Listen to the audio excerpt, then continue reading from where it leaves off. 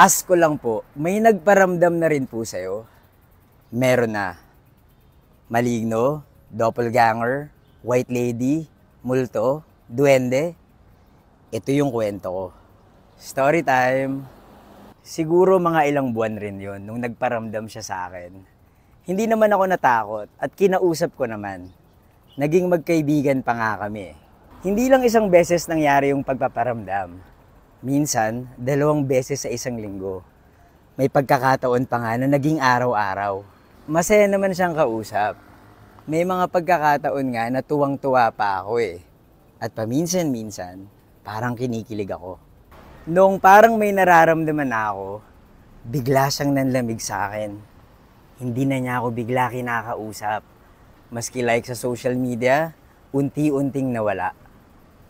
Nag-ghost ako. Wala ngang kaluluwang nagpaparamdam sa akin. Pero nung muntik na akong maging patay na patay sa kanya, bigla na lang siyang naglaho. Parang multo na hindi nagpaalam. Buti na lang, hindi pa ako nahulog. Siguro ganun talaga. May mga taong dumarating at bigla na lang nawawala. Pinagtagpo, pero hindi tinadhana.